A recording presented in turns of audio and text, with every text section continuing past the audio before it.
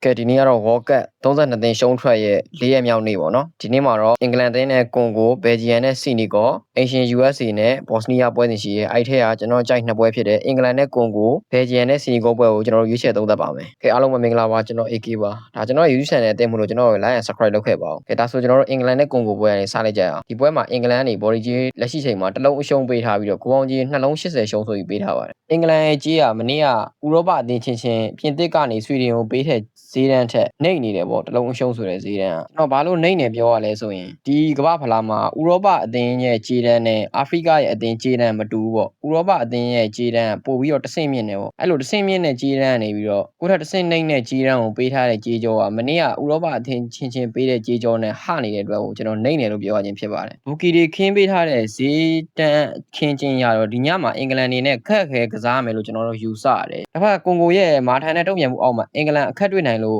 ဒိုင်နေနဲ့လည်းဒီကြေးမျိုးခင်းချင်းထိုင်လို့ကျွန်တော်ယူဆတယ်ကျွန်တော်ဒီညမှာတော့ဒီပွဲမှာကျွန်တော်ကွန်ဂိုဘော်ဒီကိုကြိုက်ပါတယ်အင်္ဂလန်နေနဲ့ကွန်ဂိုကိုပြတ်သားတဲ့ရလဒ်နဲ့အနိုင်ရရှိသွားတယ်လို့ကျွန်တော်မထင်ဘူးကွန်ဂိုရဲ့ခံဆော့အားကိုကျွန်တော်ဒီညအထင်ကြီးတယ်အဲ့တော့ကျွန်တော်ဒီညကွန်ဂိုဘော်ဒီယူပါမယ်အင်္ဂလန်နိုင်သွားခဲ့တော့တစ်လုံးပါပဲအဲ့တော့ကျွန်တော်တို့ကဒီ business ကကြည့်ရတဲ့လူတွေဖြစ်တဲ့အတွက်ကျွန်တော်တို့ business အဆင်ပြေဖို့ပဲကြည့်မယ်ကျွန်တော်တို့ကွန်ဂိုဘော်ဒီပဲယူမယ်ကိုပေါင်းအောက်လဲကျွန်တော်တွဲပြီးတော့ကြိုက်တယ်ဒီညကွန်ဂိုကလုံးဝခံဆော့လိမ့်မယ်ကွန်ဂိုရဲ့ခံဆော့အားရှေ့ကပေါ်တူဂီနဲ့တွေ့ခဲ့တဲ့ပွဲမှာကျွန်တော်တို့မြန်မာထင်မြင်ခဲ့ရပြီးတော့ဒီကိုလံဘီယာကိုလည်းသူတို့အတက်နိုင်ဆုံးခံဆော့ခဲ့တာပဲအဲ့တော့ကျွန်တော်တို့ဒီညကွန်ဂိုရဲ့စုဖွဲ့မှုနဲ့ခံကန်နိုင်အားကိုကျွန်တော်တို့ယုံကြည်မယ်အဲ့ကြောင့်ကျွန်တော်တို့ကွန်ဂိုဘော်ဒီယူမယ်ကွန်ဂိုရှုံးခဲ့ရင်တော့မှတစ်လုံးပဲအဲ့အတွက်ကြောင့်ကျွန်တော်တို့ဒီညကွန်ဂိုဘော်ဒီကြိုက်ပါတယ်နောက်တစ်ပွဲကတော့ဘယ်ဂျီယမ်နဲ့စီနီဂေါပေါ့ဒီပွဲမှာဘယ်ဂျီယမ်ကနေပြီးတော့ level 60ရှုံးပေးထားပြီးတော့ကိုပေါင်းချင်းနှလုံး85ရှုံးပေးထားတယ်ဒီကြေးတန်းကိုကျွန်တော်မြင်တော့ကျွန်တော်ဘယ်ဂျီယမ်ဘော်ဒီကိုကြိုက်တယ်ဒါတွေကဘာနဲ့တူလဲဆိုရင်မနေ့ကနော်ဝေးက Ivory Coast ကိုပေးခဲ့တာနဲ့တနေ့ကနယ်သာလန်ကမော်ရိုကိုကိုပေးခဲ့တဲ့ဈေးနဲ့သွားတူတယ်ဒါဥရောပအသင်းတစ်သင်းကနေပြီးတော့အာဖရိကအသင်းကိုတိတ်မကွာတဲ့ချိန်မှာဒီလိုကြေးကောင်းထုတ်ပေးတာတွေကိုကျွန်တော်သဘောကျတယ်ကျွန်တော်မနေ့ကလည်းအားကြောင့်နော်ဝေးဘော်ဒီယူခဲ့တာဒီနေ့လည်းကျွန်တော်ဘယ်ဂျီယမ်ဘော်ဒီယူမယ်ပြီးတော့နောက်တစ်ချက်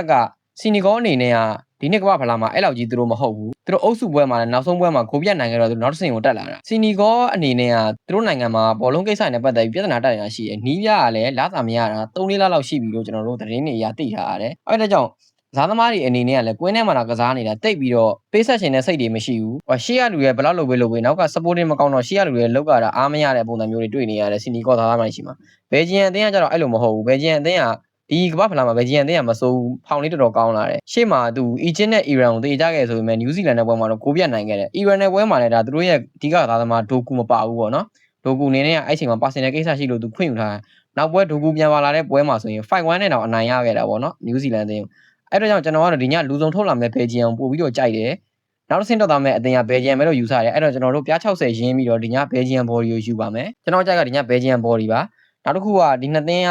ပြန်လန်သွင်းကိုရှိနိုင်တဲ့အတွက်ကျွန်တော်တို့1-1အနေနဲ့စကြည့်နိုင်တဲ့အတွက်ကျွန်တော်ဂိုးပေါင်းအပေါ်ပါတွဲယူပါမယ်ဒီပွဲကိုစီနီဂေါကပုံစံကောင်းမရရှိပေမဲ့သူ့ရဲ့တိုက်စစ်ကစားသမားတွေကတော်လေးကိုလှင်မြန်ပြီးတော့ကိုးသွင်းတတ်တဲ့ကစားသမားတွေဖြစ်တဲ့အတွက်ဘယ်ဂျီယမ်နောက်တန်းလည်းတိတ်ဆိတ်မချဘူးအဲ့တော့ကြောင့်ဘယ်ဂျီယမ်အနေနဲ့ကလည်းတွင်းကိုတကူပေးရနိုင်တယ်အဲ့တော့ကျွန်တော်တို့ဂိုးပေါင်းအပေါ်ပါတွဲပြီးတော့ယူပါမယ်ဒီပွဲကိုကျွန်တော်2-1လို့မှန်းပါတယ်ဘယ်ဂျီယမ်2စီနီဂေါ1လို့မှန်းပါတယ်အဲ့ဒါကျွန်တော်ကတော့ဘယ်ဂျီယမ်ဘော်ဒီဘယ်ဂျီယမ်9ပေါ့ပါအဲ့ဆို